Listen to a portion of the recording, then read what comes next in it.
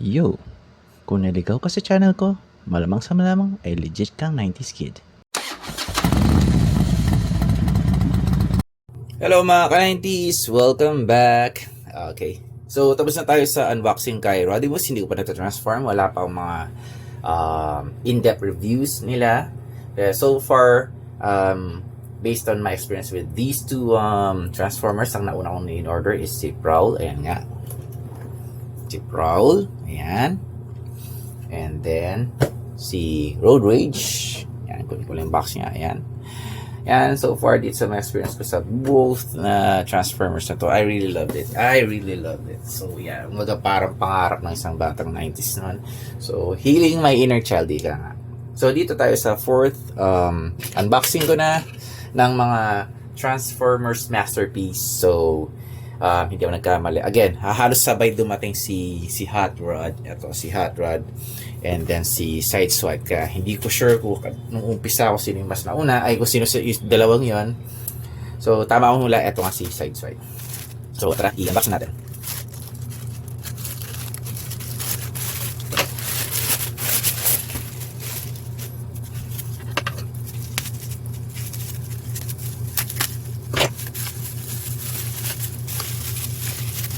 Ayan. So, take a small peek. Si Sideswipe.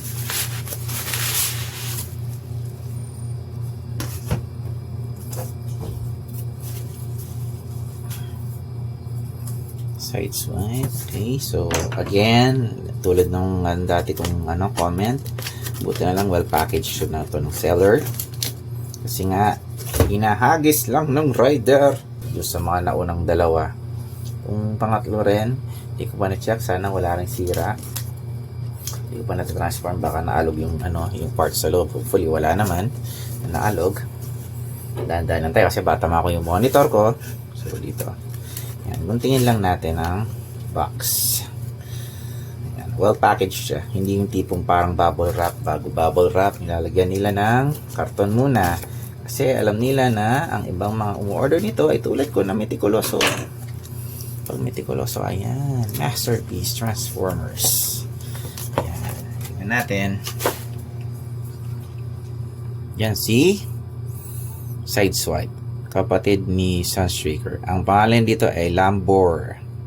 Sa MP12 siya. Hanggang out of stock pa rin MP13, which is si Soundwave. Siya yung talagang hinihintay ko na Transformers. Once magkaroon ng stock yan, order ako.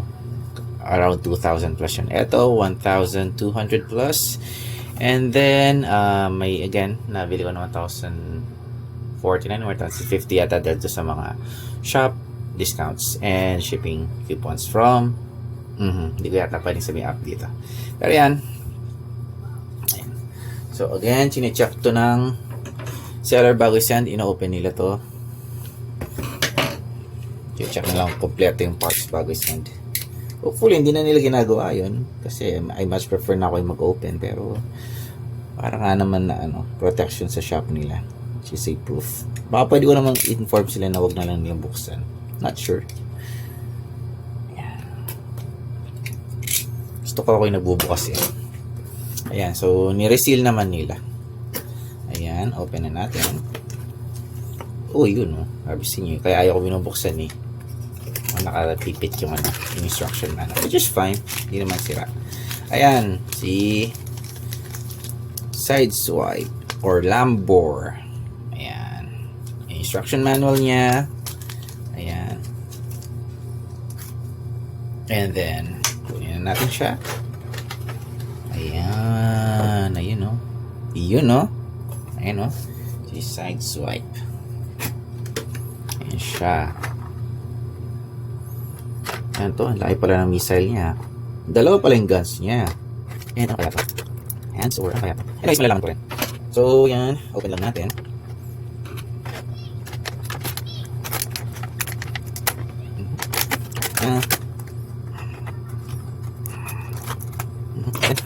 Good. Ayan, check natin si Sideswipe. Oops, natanggal. Parang hawig niya ng model. Ano nga bang model to? Lamborg daw Makikita mo actually sa box ng Masterpiece Collection kung anong model. So, ayun. Okay. Tama. So, side swipe, ano siya? Lamborghini Countach LP500S Cybertronian Warrior. Okay. So, Lamborghini, ano siya. Tapos si Chad Rodimus, walang model ng kotse or something. Okay. Walang model, oh. Pero yung mga nauna may models, eh. Ayan, tulad nito, si Road Rage is based sa Corvette Stingray. And si Proud is based sa Nissan Fairlady. Ito, akala ko sa unang Transformers movie, si Barricade. Tako, ba't naging kontrabida tong coaching to? Sabi kong ganun. Hindi pala siya. Ito si Prowl, tapos iba pala si Barricade. Ba't ginanon nila? Nakakalito tuloy. Anyway, so, ito pala, si Hot Rodimus, tinignan ko, kaya pala wala nung model niya, kasi parang baga, this was just an invented model of car. Kasi nga naman, wala namang kotse na sobrang pang race, tapos nung nagkaroon trailer truck, di nasira yung kotse na pang race, di ba?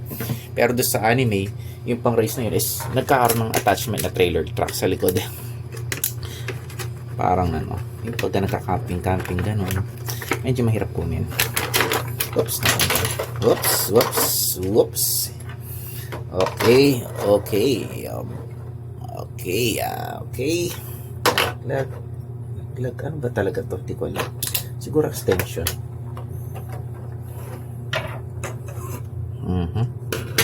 So, ayan.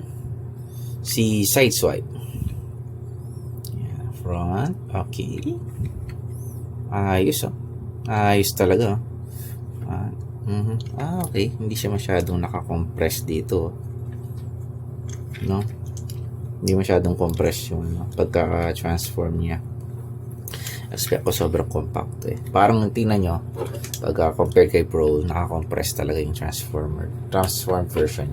Si side swipe, which is good naman, all goods naman. Na-adjust kaya ito.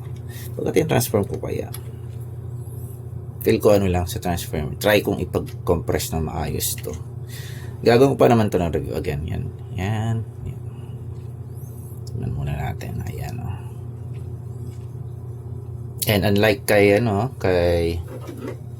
Hot Rod na nakikita yung ulo niya sa baba, eto, hindi nakikita yung ulo. Which is good. Tingnan nyo. Compared sa mga Transformers natin 90s, ako, masaya na ako sa ganitong mga Transformers. Lalo na yung articulation nila. And then transform version nila. Talagang kamukha yung model na pinagbasihan. Ang ganda. Di ba? Ayan, si side swipe. Sa Lamborghini. And then, side to side. Pareho kasi sila manipes. Ayan. So, halos kasi laki niya si Hot Rodimus. Okay.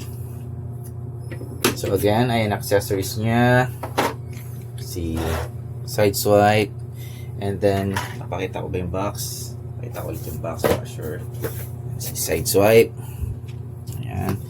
Ayan, side swipe. Along with Optimus Prime. Nalalagay siya sa loob ng trailer truck ni Optimus. Dapat sinabi nila yung kapatid na side swipe, which is si Sunstreaker. Pareho silang model, alam ko, eh.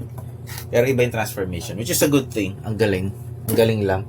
Actually, inalam ko yan. Magkaiba silang, twin brother siya sila na Transformers, pero same transformation, pero iba yung way ng pag-transform nila. Parang yung magkapatid rin na sa Transformers first na live action, which is si Skids and Mudflap. Same model sila, pero if I'm not mistaken, iba yung transformation. Okay? See you later, everyone. Hopefully, madagdagan pa sila. And yeah, healing the inner child.